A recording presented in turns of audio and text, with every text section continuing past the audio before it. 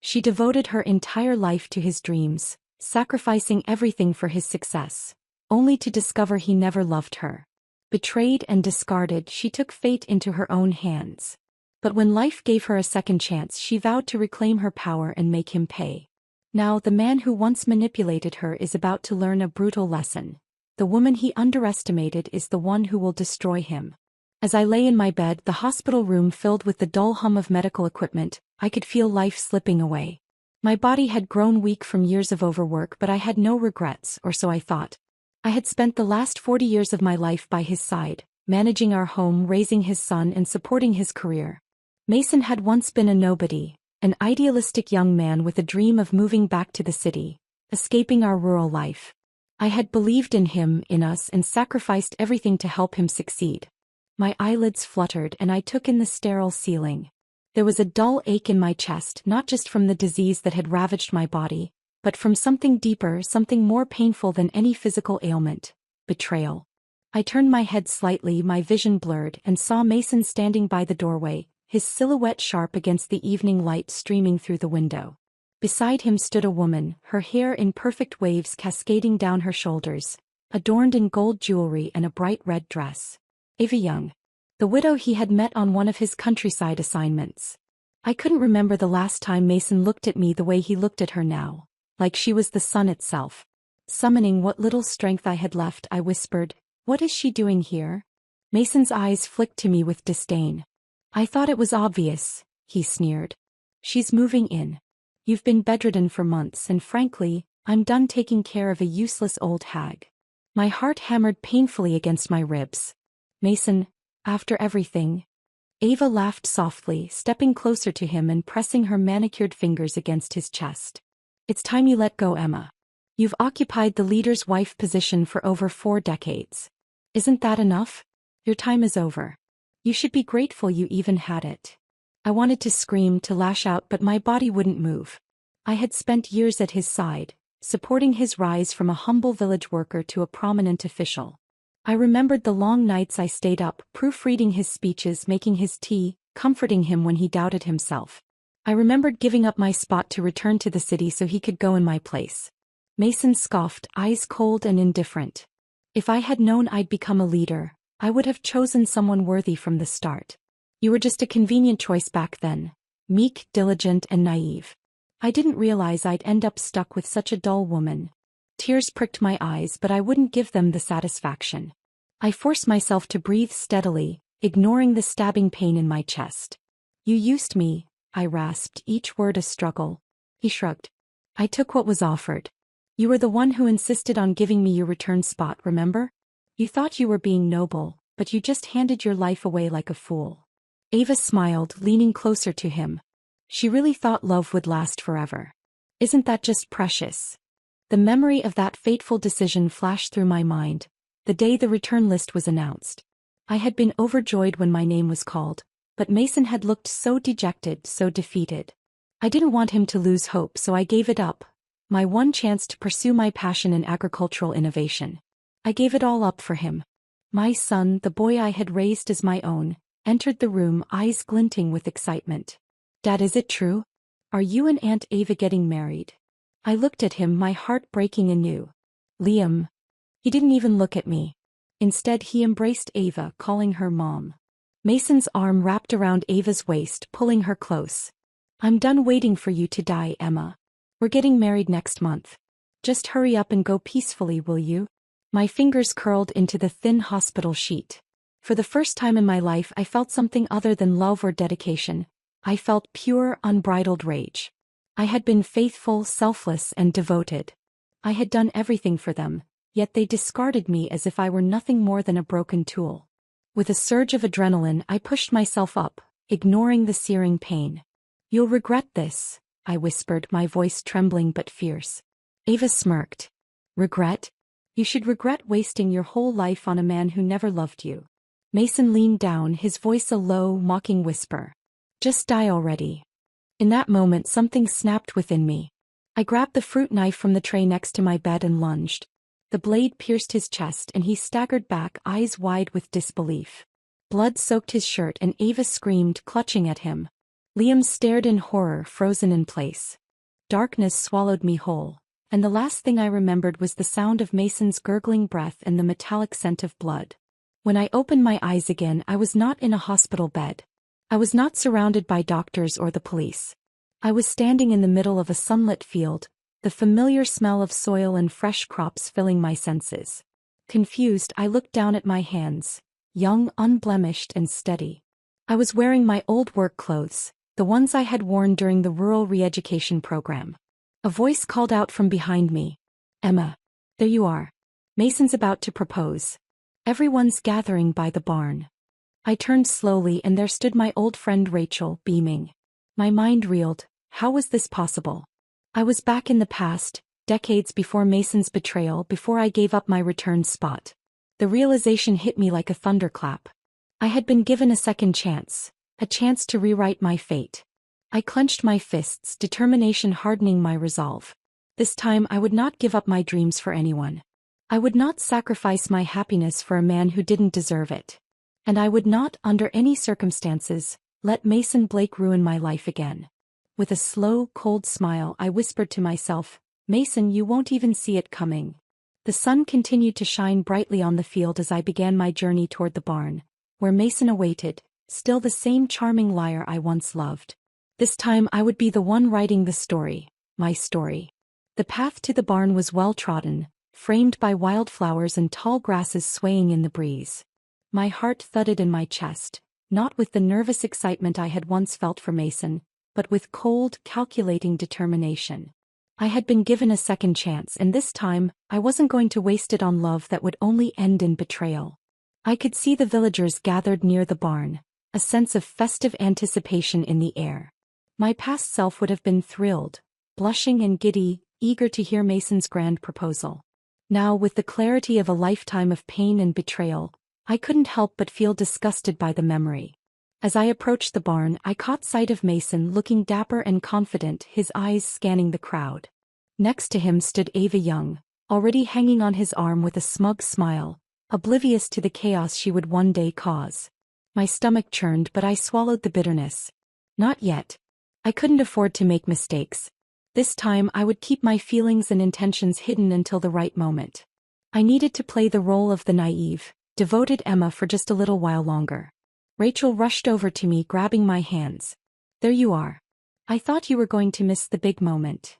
Her smile was genuine, and I couldn't help but feel a pang of guilt. She had always defended me, even when Mason's true colors were revealed. I squeezed her hands back, forcing a smile. "I wouldn't miss it for the world," I replied, my voice steady and bright. Rachel eyed me suspiciously. "Are you feeling okay?" "Look different. More confident." I gave a small laugh, brushing off her concern. "Just nervous, I guess." Before she could respond, Mason's voice boomed over the gathered crowd. "Thank you, everyone, for coming here today." His tone was deep and commanding, just as I remembered. I watched him closely, my heart cold. He had always been good at playing the part of the devoted lover when it suited him. "I've known Emma for years," he continued, gesturing toward me. "She's always been there for me, loyal, hardworking, supportive. Today I want to make it official." He moved forward, reaching for my hand. I let him take it, feeling the familiar warmth, but this time it didn't make my heart flutter. It made me feel trapped. "Emma," he said, looking deeply into my eyes. "Will you marry me?" The crowd erupted in applause and cheers, and Rachel wiped away a happy tear. I looked at Mason, forcing a soft smile. "Yes," I whispered, just loud enough for him to hear. His face broke into a grin and he pulled me into a tight embrace. I felt suffocated, but I didn't pull away. Not yet. He needed to think I was still his, still the obedient, devoted Emma who would give up anything for his happiness. Ava's face twisted in barely concealed jealousy, but she quickly masked it with a forced smile, clapping along with the others. I knew that she wasn't happy. Even back then she had set her eyes on Mason, seeing his potential to become a leader. Little did she know this time I wouldn't give her the satisfaction of seeing me destroyed. The villagers congratulated us and Mason kept his arm around me, beaming as if he'd won a prize. I caught snippets of conversations as people whispered about how perfect we looked together. My stomach churned. They had no idea that the man they admired would one day betray me without a second thought. As the crowd dispersed, Mason leaned close, his lips brushing against my ear. You made me the happiest man alive, Emma. I forced myself to smile. I'm happy too, I lied. Rachel pulled me aside as Mason was pulled into a conversation with the village elders. You seem off, she whispered, glancing over her shoulder to make sure Mason wasn't listening. Are you sure you're okay? You don't have to marry him just because it's expected. I looked at her, my heart swelling with gratitude. In my past life, I had been too blinded by love to see how much she cared for me. I placed a hand on her shoulder. Rachel, you're a good friend. I'm fine really. I just have a lot on my mind. She nodded, still unsure but didn't push. I knew I would need her support later, but for now I had to maintain the illusion. That evening, after the celebration had died down, I sat alone on the porch of my small house, staring at the stars. In my past life, I would have been too busy dreaming about my future with Mason to notice the warning signs. I would have been preparing for our life together, making plans to support his career and dreaming of starting a family. Now I knew better. I was deep in thought when I heard footsteps behind me. I didn't have to turn to know it was Mason. He sat next to me, his presence almost suffocating. I didn't think you'd be out here alone, he said, his voice low and smooth. Everyone's been asking about you. You're the talk of the village. I kept my gaze on the sky. I needed some air. He reached out, brushing his fingers through my hair. I resisted the urge to pull away. You really do love me, don't you? He asked, almost as if he couldn't believe it. I turned to him, keeping my face soft and adoring. Of course I do. I always have. His smile widened and he kissed my forehead. Good. I was worried that maybe you were having second thoughts. I wouldn't change my mind about you, I said, masking my disgust with a gentle smile. He looked relieved. You're too good for me, Emma. Sometimes I wonder how I got so lucky. I had to bite my tongue to keep from laughing bitterly. Lucky? He didn't realize how true that was. He had been lucky that I had loved him enough to give up everything for him once. This time his luck had run out. The next few weeks were a blur of preparations for the wedding. I stayed compliant and sweet, playing the perfect fiancé while quietly gathering information. I needed to secure my position for the future without tipping Mason off. My plan was simple: secure the return spot to the city on my own merit. I wouldn't make the mistake of sacrificing my dreams again. One afternoon, as I was gathering herbs near the outskirts of the village, I heard Ava's voice. She was talking to one of the other women from the village, her tone haughty and proud. Once Mason becomes a leader, things will change around here, she boasted. Emma is just the placeholder until then. I'll be the one by his side in the city. The woman laughed nervously. But he's marrying Emma. Ava scoffed. Please. Mason just needs her for now. Once he's promoted, he'll drop her like a bad habit. I'll make sure of it. I bit the inside of my cheek to keep from confronting her. Let her think she had the upper hand. The more they underestimated me, the easier it would be to take back what was mine. Walking back to the village, I couldn't help but smirk. Ava's arrogance was her weakness, just as Mason's ambition was his downfall. They thought they were invincible together, but this time I would be the one to walk away victorious. I wouldn't just survive. I would thrive. And when Mason realized he had lost everything, it would already be too late. This time I would protect my future, and I would watch Mason destroy his own. The following days were filled with wedding preparations, and the entire village was bustling with excitement. I played my role to perfection, demure, loving, and deeply in love with Mason. I couldn't afford to show any sign of doubt or hesitation, not while I was carefully laying the groundwork for what would come next. Every morning I would help with the farm work, feigning my usual cheerfulness, but my mind was always racing. I knew that Mason had big plans, and his ambition would lead him to seek the return spot to the city at any cost. I couldn't let him use me again. This time I would make sure the opportunity belonged to me. One morning, as I was tending to the vegetable patch, Rachel appeared at my side, carrying a basket of fresh herbs. She looked at me with a puzzled expression. You've been working so hard lately, she noted. Aren't you supposed to be preparing for the wedding? I wiped my hands on my apron and smiled. I just want to make sure everything's in order. You know how Mason likes things neat and organized. Rachel frowned. Still, you've been different since the proposal. Are you really happy, Emma? I hesitated, but I couldn't afford to break character. I placed a hand on her shoulder. Of course I am. I guess I'm just overwhelmed. She didn't look convinced, but she didn't press further. I knew she was worried about me, and it tugged at my heart. In my past life, I had been so absorbed in Mason that I hadn't realized how many true friends I had pushed away. After Rachel left, I walked to the nearby stream to wash the dirt from my hands. As I knelt by the water, I saw my reflection, youthful, determined, and no longer the weary, defeated woman from my previous life. I traced the outline of my face, reminding myself that I was not the same naive girl who had given up her dreams for a man who didn't deserve her love. That afternoon, as I was returning home, I heard Mason's voice coming from behind the community hall. Curious, I ducked behind the building, peering around the corner. There he was, speaking with Ava. "Are you really going to marry her?" Ava's voice was laced with irritation. Mason laughed, a confident, self-satisfied sound. "Of course. Emma's the perfect cover for now. Once I get the return spot, it'll be easy to ditch her. The elders respect her family, and marrying her just makes me look more responsible. Once I'm promoted, I'll divorce her and bring you to the city."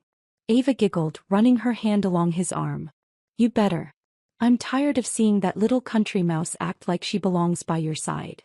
Mason pulled her close, whispering something I couldn't hear. I clenched my fists, the fury burning through my veins. I had been right, he was still the same selfish, manipulative man even in this life. Silently, I retreated before they could notice me. I needed to think. I needed a plan. That evening, Mason visited my house, bringing a bouquet of wildflowers. I plastered on a sweet smile as I accepted them, ignoring the urge to throw them back in his face. He wrapped an arm around my waist, guiding me to sit beside him on the wooden bench by the window. "You seem tired," he observed, feigning concern. "I've just been busy preparing for the wedding," I replied softly. He kissed my forehead, and I resisted the urge to push him away. "You don't have to work so hard," he cooed. "Once we're married, things will be easier." I smiled up at him. "You're right. I just want to make everything perfect." He seemed pleased with my response, leaning in to kiss me. I allowed it, though my stomach twisted.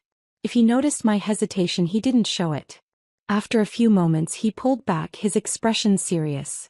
"I spoke with the village leader today," he said. "The return list will be finalized in a few weeks. My name's sure to be on it." I tilted my head, playing dumb.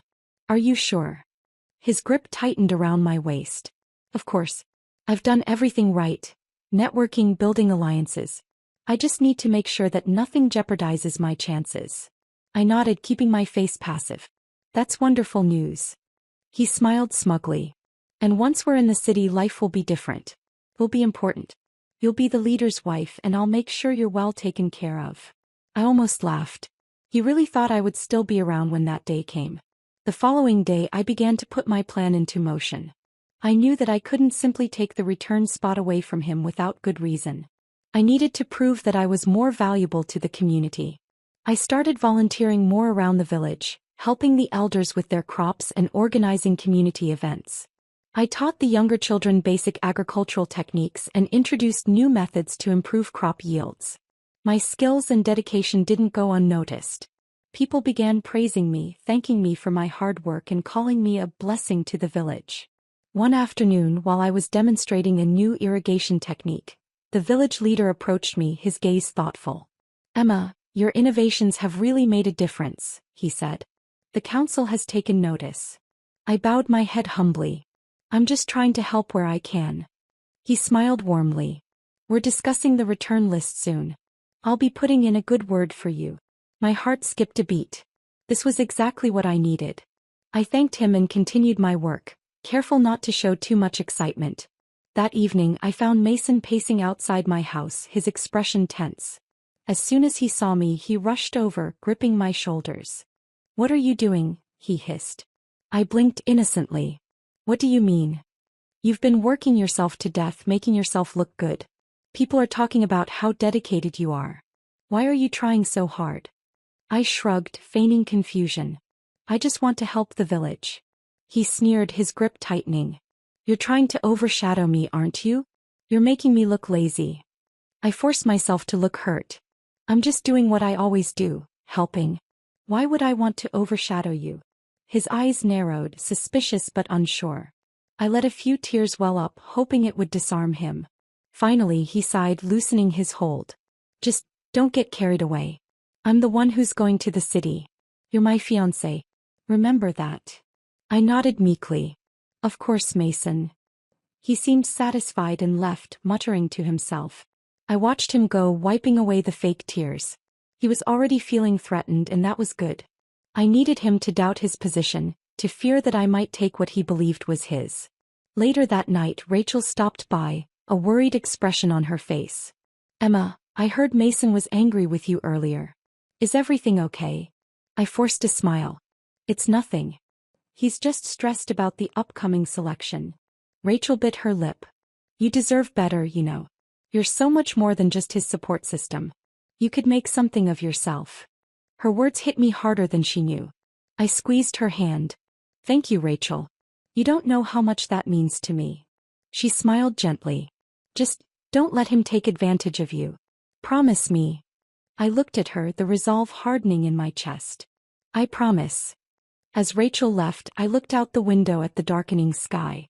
The return list was approaching, and I needed to secure my position. This time, Mason wouldn't be the one leaving the village. He could stay right here with his lies and his arrogance. I would move on without him, and when he realized what he had lost, it would be too late. This was just the beginning of my plan. A plan that would see Mason's ambitions crumble at his feet while I took back my life and my future. As the days passed, I kept up my act of being the perfect, dutiful fiancé. Mason seemed to have calmed down after our last confrontation, but I knew him too well to believe his peace would last. His ambition was a ravenous beast, and I had no intention of feeding it any longer. My days were spent working with the villagers, teaching new methods and organizing small improvements in the farming techniques. I deliberately kept a low profile when Mason was around, allowing him to bask in his perceived superiority. Meanwhile, I built alliances quietly, gaining the villagers' trust and admiration. One afternoon, while I was helping repair the roof of the community center, the village leader, Mr. Connors, approached me with a smile. Emma, he said warmly, you've truly made a difference here. Your hard work and dedication have inspired everyone. I've already put in a recommendation for you on the return list. I feigned surprise, my eyes widening. Me? Really? I don't know what to say. He chuckled. It's well deserved. The community needs leaders who not only think about themselves but also uplift others. You've shown that spirit. My heart leapt, but I kept my excitement under control. Thank you, Mr. Connors. I just want to help the village prosper. He patted my shoulder before moving on to supervise the workers. I watched him go, my mind whirling. The groundwork was set, but I still needed one final move to secure my spot. That evening, I went to the communal well where villagers often gathered to talk and exchange news. As expected, Mason was there, boasting to a group of young men about his future plans. When I return to the city, Mason declared, I'll make sure to bring a few of you along once I establish myself. I can't forget where I came from. The men nodded eagerly, feeding off his false generosity. I stepped forward, pretending to be shy. Mason, I called softly. Can I talk to you? He turned, his expression hardening. What is it, Emma? I glanced at the men and bit my lip, acting nervous. Just, I overheard something today. I didn't want to say it in front of everyone. Curiosity flickered across his face. Speak. I lowered my voice. Some of the village council members were discussing the return list. They mentioned that they're looking for someone with practical skills, someone who's made a tangible impact recently. His expression shifted, suspicion creeping in. And I shrugged, feigning ignorance. I just thought you'd want to know.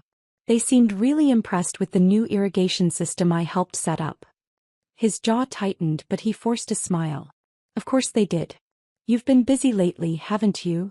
I nodded, keeping my face innocent. I just want to make things better here before we leave. Isn't that what you always wanted? He grunted noncommittally and turned away, his shoulders tense. I knew the seed of doubt had been planted. Now I just needed it to grow. That night, as I was preparing to sleep, Mason barged into my house, his face flushed with anger. Are you trying to steal my spot? He hissed, slamming the door behind him. I feigned confusion, sitting up on my bed. What are you talking about? He advanced, towering over me. Don't play dumb, Emma. I've been hearing things. People talking about how you're the village's new rising star. You've been undermining me. I shook my head, letting tears well up. Mason, no. I was just trying to help. You know I'd never do anything to hurt you. He grabbed my shoulders, his grip bruising. You're making me look bad. Everyone's talking about you like you're some kind of hero. I'm the one who's supposed to be leaving this place. Not you. His anger was palpable and I had to remind myself not to push too hard. If I seemed too strong, too calculating, he would become even more suspicious. I let myself cry, my voice trembling. I'm sorry. I didn't mean for it to happen. I just wanted to be useful while you were busy. He let go of me, his frustration simmering down. Just stay out of it. Let me handle the leadership stuff. You're making things more complicated. I nodded meekly, wiping my eyes. I just wanted to support you. He looked at me, his expression softening. You're just too eager to help. Leave the important things to me from now on. I watched him leave, closing the door behind him with a heavy thud. I knew I had to be careful now. Mason was more paranoid than I anticipated. But that also meant he was worried. He could sense that his hold on the return spot was slipping, and that fear would be his undoing. The next day, I visited Mr. Connors again, offering to help organize a community celebration to thank everyone for their hard work during the harvest. I knew Mason would be too proud to join in, claiming that such tasks were beneath him. As expected, he scoffed when I mentioned it. Why bother with that nonsense? He sneered. They're peasants, Emma. A little praise won't change their lives. I didn't argue. Instead, I spent the next few days coordinating the event, gathering food donations, and arranging for a local musician to play. The villagers were delighted, especially when I made sure to highlight everyone's contributions. It wasn't about me, it was about the community, and they loved it. On the day of the celebration, Mason stayed on the outskirts, sulking as the villagers danced and shared stories. At one point, Mr. Connors raised a toast to me, thanking me for bringing everyone together. I saw Mason's jaw clench, but he didn't approach. That evening, Rachel found me, her eyes shining with pride. Emma, that was beautiful. You really brought everyone together. I haven't seen the village this happy in ages. I hugged her, grateful for her support. It's not just me. Everyone worked hard. She smiled knowingly. You're too humble. You deserve this recognition. Later, as I was cleaning up, I noticed Mason lingering near the well, deep in thought. Ava joined him, wrapping her arms around his waist. I stayed hidden in the shadows, listening. This isn't working, Mason muttered. Emma's getting too popular. If the village picks her over me, my chances of returning are ruined. Ava scoffed. Then get rid of her. Do whatever it takes. I didn't leave my comfortable life to end up stuck in this backwater. I want the city life you promised. Mason hesitated, his fingers twitching. If I push her too hard, people will notice. I need to find a way to make her step back willingly. Ava's voice turned icy. Then make her look like a fool. Make her seem untrustworthy. You're good at that. Mason nodded slowly, his eyes darkening with a plan. I slipped away before they could notice me, my mind racing. He was planning to ruin my reputation, to make me look incapable or dishonest. I had to counter his move before he made it. A plan began to form in my mind, one that would not only protect my position but also reveal his true colors. I wouldn't let Mason manipulate me again. This time I would pull the strings, and when the trap snapped shut he wouldn't even know what hit him. As I lay in bed that night, my resolve hardened. Mason wanted to play dirty? Then I would beat him at his own game. This time I wouldn't just survive. I would come out victorious, leaving him trapped in the mess he created.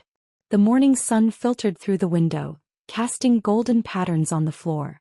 I had hardly slept, my mind running through every possible scenario. Mason was plotting to discredit me, and I knew I had to act swiftly. My earlier plan to quietly gain favor was no longer enough. I needed to expose Mason before he could turn the village against me. After breakfast, I made my way to the village leader's house. Mr. Connors was outside, discussing the upcoming selection process with some of the elders. As soon as he spotted me, he smiled warmly. Emma. Just the person I wanted to see. He greeted. We were discussing the selection criteria and your name came up more than once.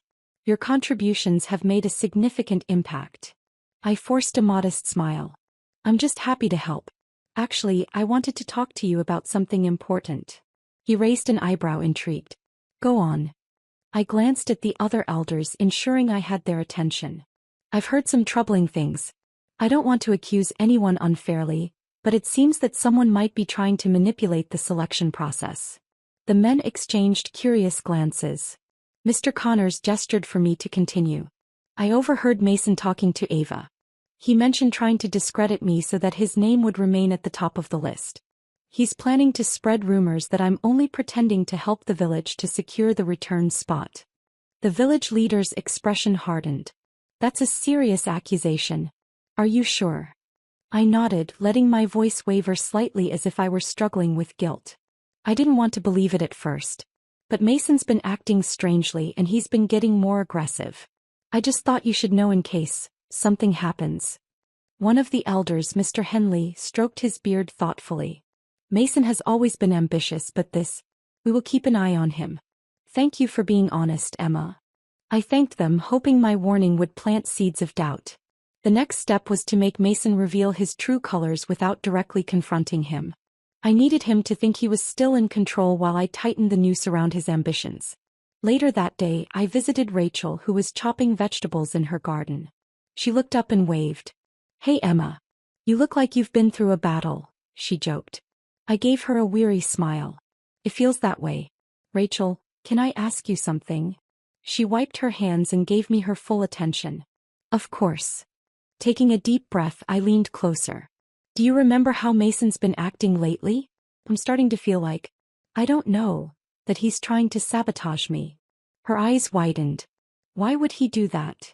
I hesitated, letting the tension build. I heard him talking to Ava about making me look bad to secure his spot. He thinks I'm getting too much attention from the village. Rachel's face darkened. That snake. I knew something was off about him. You've been working so hard to help everyone and he's threatened by it. I nodded slowly. I just don't know how to prove it. I can't just accuse him without evidence. Rachel placed a hand on my shoulder. Leave it to me. I'll keep an eye on him. If he's planning something, we'll catch him red-handed. Her loyalty warmed my heart. I knew that if anyone could subtly gather information, it was Rachel. I couldn't directly involve too many people, but Rachel's observant nature would be invaluable. The next evening, Rachel came running to my house, slightly out of breath. Emma. I found out something, she whispered, dragging me inside. She pulled out a folded piece of paper from her pocket. I found this in the community center. Mason was meeting with some of the younger men, and they were planning to announce at the next council meeting that your irrigation system caused crop damage. My heart pounded. What? That's a lie. Rachel nodded, fuming. Exactly. I checked the fields myself. Your system actually improved the yield. He's spreading false rumors to make you look incompetent. I clenched my fists, anger boiling inside me. We can't let him do this. Rachel grinned mischievously. I have an idea. Let's use his own lies against him. The next day, I deliberately stayed away from the fields, giving Mason the opportunity to put his plan into motion. I needed him to think I was oblivious. Meanwhile, Rachel gathered the younger men at the site, pretending to inspect the crops. As expected, Mason appeared, acting concerned. I heard the crops are wilting. Emma's new irrigation system might have been too harsh on them, he announced loudly. One of the younger men looked skeptical. But the yields have increased. I saw it myself. Mason waved a dismissive hand. Temporary improvement. The soil is losing nutrients. We need to report this to the council before it's too late. Rachel, ever the actress, gasped dramatically. Oh no. Are you saying Emma's project is failing? Mason nodded, eyes gleaming. I warned her not to meddle without consulting experienced farmers. Now it's backfiring. Rachel gave him a sly smile. Good thing I asked Mr. Connors to check on the fields yesterday. He made notes on the yield and said it's the best we've had in years. You should tell him about this issue, to clarify. Mason's face blanched. He hadn't expected the village leader to have already inspected the crops. He stammered, trying to come up with an excuse. I just meant, sometimes it looks good at first, but long-term. Rachel raised an eyebrow. Maybe we should all go together and report your concerns to Mr. Connors. I'm sure he'd love to hear your thoughts. The younger men murmured in agreement, some already walking towards the leader's house. Mason's face twisted with frustration. He couldn't back out now without admitting he was lying. Desperation flashed in his eyes and he abruptly turned away, muttering that he needed to check something. I watched from a distance, satisfied. His lie had crumbled and his credibility took a hit. That evening, Rachel relayed how the village leader dismissed Mason's complaints, stating firmly that Emma's work was beneficial and well documented. Mason had stormed off, fuming, his plan thoroughly thwarted. Later that night, Mason showed up at my door looking furious. "Why did you do that?" he demanded. "I played innocent." "Do what?" "Undermine me. You made me look like a fool." I shook my head calmly. "You did that all by yourself. I never asked Mr. Connors to check the fields. You did indirectly when you started spreading lies." His face twisted in rage. "You think you're so clever, don't you? I know what you're doing. You're trying to steal my future." I stared at him, my voice steady and low. "I'm just working hard like I always have. If that makes you feel threatened, that's your problem, not mine." He stormed out, slamming the door behind him. I watched him go, my resolve solidified. He was unraveling and I didn't need to directly confront him. His paranoia and desperation would do that for me. Mason didn't realize it yet, but he was digging his own grave. I just had to keep nudging him down the path. The next morning, news spread around the village about Mason's failed attempt to discredit me. The villagers seemed less inclined to trust him, and some even approached me expressing their support. It was working. Mason's reputation was slowly crumbling, and he had no one to blame but himself. It was time to escalate. I needed one more push to ensure the council saw him for who he truly was. The final act was approaching and I would make sure it was a spectacle he couldn't recover from. The next few days were tense. Mason had withdrawn from public view, licking his wounds after his failed scheme. I knew he wasn't giving up. He was just regrouping, planning his next move. I needed to strike while his credibility was still shaky, and I had just the plan to do it. Word had spread about his failed attempt to discredit my irrigation system. The villagers were growing increasingly wary of his intentions, and I knew that one more major mistake on his part would completely destroy his image. To make that happen, I needed to manipulate his ambition, using his own arrogance against him. One evening, as I was cleaning up the community center after a meeting, Mr. Connors approached me with a thoughtful look on his face. "Emma, I've been considering something," he began. "With the return list approaching, we need to submit a final proposal for our village's agricultural improvements. Your irrigation system is remarkable, but I was wondering if you'd be willing to present it at the council meeting next week." I couldn't believe my luck. "Of course. I'd be honored." He nodded approvingly. "Great. I'll make sure the council knows that your work has significantly improved our crop yields. It could really boost your chances of being selected." I couldn't help but smile. This was the perfect opportunity. If Mason tried to interfere, he would only make himself look worse. The night before the meeting, I casually mentioned to Rachel that I was feeling nervous about my presentation. Knowing how gossip spread, I made sure a few others overheard as well. Sure enough, the next morning, Mason showed up at my doorstep looking far too confident for my liking. "I heard you're presenting your irrigation project to the council," he said, trying to sound casual. I nodded, keeping my voice meek. "Mr. Connors asked me to. I'm a bit worried. I've never spoken in front of so many people." He smirked. "You'll be fine. Just be honest about how you came up with the idea." I raised an eyebrow. "What do you mean?" His smile grew sharper. "You should probably mention how I helped you design it. You wouldn't want to seem like you're taking all the credit." I bit back a laugh. "But you didn't help with that project." He scoffed. "Emma, come on. You wouldn't have done any of that without my support. If you don't mention me, people might think you're ungrateful. You wouldn't want that, would you?"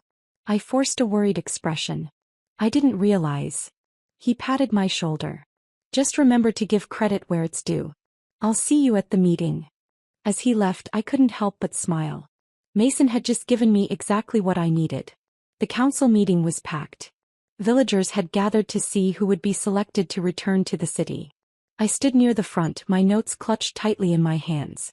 Mason sat a few rows back, looking smug and self-assured. Mr. Connors called me to the front, introducing me as the key contributor to the village's recent agricultural success. I took a deep breath and stepped forward. I began by explaining the new irrigation system, how it worked and how it had improved the yield. The council members nodded in appreciation, taking notes as I spoke. Then I paused, pretending to look hesitant. "There's something else," I said, lowering my eyes. "I want to make sure I'm honest about the project." One of the elders encouraged me. "Go on, Emma." I glanced at Mason, who was leaning forward expectantly. Mason insisted that I give him credit for helping with the design. But, in truth, he had nothing to do with it. The room went silent. I bit my lip, feigning nervousness. He said that if I didn't mention his involvement, people might think I was ungrateful. But I can't lie to you all. The design and implementation were entirely my own, based on research I conducted with the help of the agricultural team. "I'm sorry if this causes any trouble." Whispers erupted throughout the hall. Mason's face turned an alarming shade of red. One of the council members frowned. "Mason, is this true? Were you trying to take credit for Emma's work?" Mason shot to his feet, his face twisted with anger. "She's lying. I've supported her every step of the way. She wouldn't have achieved any of this without me." Another council member raised his hand. "Support is one thing, but did you actively participate in the project?" Mason hesitated, realizing he had trapped himself. I gave her the motivation. She wouldn't have done it without my encouragement." Mr. Connors shook his head, disappointed.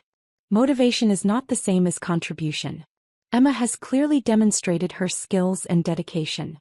Trying to claim her success as your own is not only dishonest but disgraceful." Mason looked around the room, desperation plain on his face. "You're all biased. Emma's just trying to ruin me." The villagers murmured, unimpressed with his outburst. Someone from the back shouted, "We've seen Emma working tirelessly." "You were never there, Mason." Rachel stood up, crossing her arms. "Emma's done nothing but improve the village. Maybe you're just jealous that she's getting recognized instead of you." The room erupted in agreement. Mason, realizing his reputation was crumbling, stormed out of the meeting hall. Later that evening I sat on my porch, feeling a mixture of relief and triumph. Rachel joined me, grinning. "That was genius," she said. "You played him perfectly." I chuckled.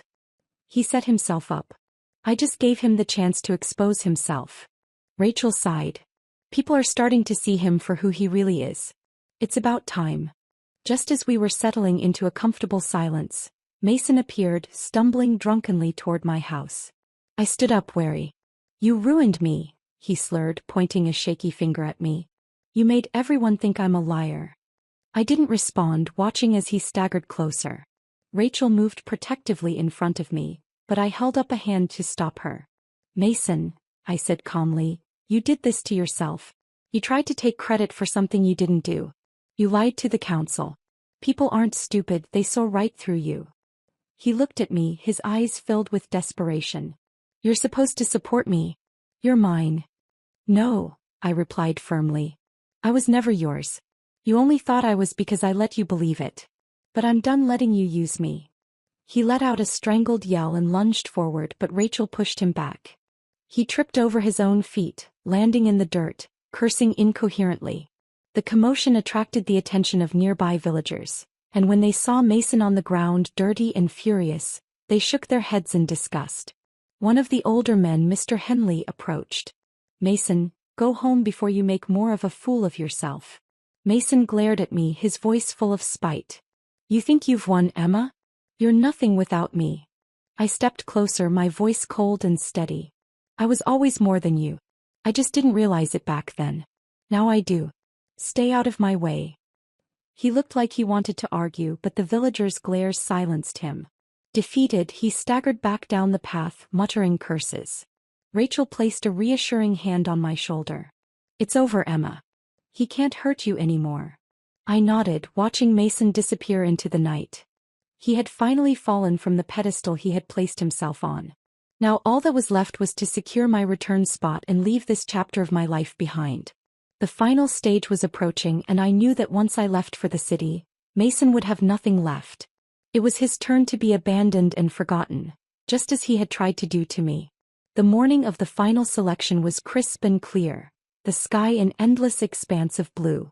I could hear the villagers gathering at the central square, murmuring with excitement and curiosity. I took a deep breath, fixing my hair and smoothing my dress. Today would be the culmination of everything I had worked for. As I made my way to the square, Rachel caught up with me, a confident smile on her face. "Are you ready?" she asked, her voice filled with encouragement. I nodded. More than ready. Mason was already there, standing near the front, his posture tense and his eyes narrowed. He hadn't spoken to me since the disastrous council meeting where he had tried to take credit for my irrigation project. Rumors had spread quickly about his dishonesty, and I could see the distance between him and the other villagers. Even Ava, who usually clung to his arm, was nowhere to be seen. Mr. Connor stepped forward onto the makeshift stage, holding a clipboard. His calm, authoritative voice carried over the crowd. "Thank you all for being here. Today we announce the chosen candidate for the city return spot. The decision was not made lightly, as we considered both contributions to the village and potential for future success." My heart pounded and I could feel Mason's eyes boring into the back of my head. I kept my gaze fixed on Mr. Connors, my expression composed. "The candidate we have selected," he continued, "is someone who has demonstrated not only dedication but also the ability to inspire growth and progress within our community." There was a brief pause and I could feel the tension rising. Emma Lane stepped forward. The crowd erupted into applause and cheers. Relief washed over me and I took a few steps forward, my hands trembling slightly. Mr. Connors shook my hand, smiling warmly. "Congratulations, Emma," he said. "Your hard work and innovative thinking have truly benefited us all. We believe you will represent our village well in the city." As I turned to face the villagers, I caught sight of Mason's face, ashen, his mouth agape. The reality of his loss was finally sinking in. One of the elders stepped forward. "Your dedication to the community has earned our respect, Emma. You'll do great things." I thanked them all, trying to keep my composure. Out of the corner of my eye, I saw Mason pushing through the crowd, his expression wild. "This is a mistake," he shouted. "I'm supposed to be the one leaving. I've put in years of effort. She just showed off for a few months." Mr. Connors frowned, raising his hand for silence. "Mason, your actions have spoken louder than your words. You tried to undermine Emma and take credit for work that was not your own. Leadership is not about ambition alone. It's about integrity." Mason's face twisted with rage. "You're all just biased. She's manipulating you." I took a step forward, addressing the crowd. "Everyone here knows how much I've worked to improve our village. I didn't do it for recognition or to compete. I did it because I believe in this community. I've always been proud of where I come from, and I want to make sure that our village has a future." A murmur of agreement spread through the crowd and Mason's shoulders slumped. He turned to the villagers, desperation seeping into his voice. "You can't just give her everything. I deserve this," he cried out. A voice from the back of the crowd shouted, "You lost our respect when you tried to bring Emma down, Mason." Another chimed in, "We need someone who can lead without lies." Rachel stepped forward, her voice carrying over the noise. "It's time you faced reality, Mason. You're not the man you think you are. You used Emma, lied to everyone, and now you're facing the consequences." Mason looked around, realizing he had no allies left. He staggered back, shaking his head. "This isn't fair." After the announcement, as the villagers dispersed, Mason found me alone near the well. His eyes were red and his hands trembled. "How did you do it?" he whispered. I raised an eyebrow. "Do what?" "Make everyone turn against me. I was supposed to be the leader. You were supposed to support me. You loved me." I let out a bitter laugh. "Loved? I loved the idea of us, Mason. I thought you were ambitious because you wanted a better life for both of us. But you only ever thought about yourself. I see that now." He gritted his teeth. "You're just trying to punish me." I stepped closer, lowering my voice. "You did that all on your own. You lied, manipulated, and tried to discredit me. You took me for granted. I gave up everything for you once, but not this time." He shook his head, almost as if he couldn't comprehend my words. "We could have had it all." I looked at him, finally seeing him for who he truly was. A man consumed by his own arrogance, unwilling to take responsibility for his failures. "No, Mason. You could have had it all if you had been honest and worked hard. Instead, you chose the easy way, using others to get what you wanted. I don't owe you anything." Tears filled his eyes and he seemed on the verge of collapse. "Emma, please.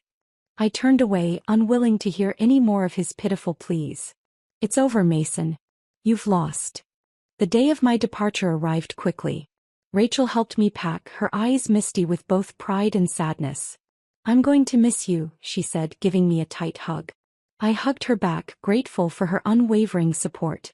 I'll come back to visit. I promise. As the cart pulled up to take me to the city, a familiar figure stumbled out of the nearby alley, Mason looking disheveled and lost. He staggered toward me, his voice desperate. Emma, don't leave me. I can't stay here without you, he cried. I met his gaze, unwavering. You'll have to learn to stand on your own, Mason. You've spent too long leaning on others. It's time to take responsibility for your own life.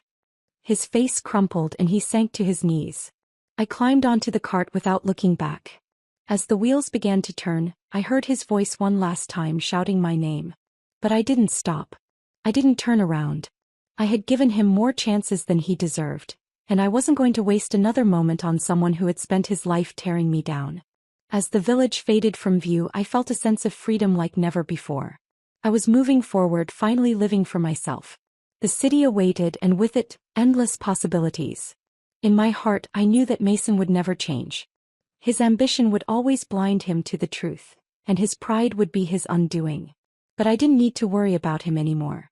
I had my own life to live, and for the first time I was in control. A new chapter was beginning, and I was ready to embrace it, without Mason, without regret, and with the unbreakable resolve to never be anyone's pawn again. The end.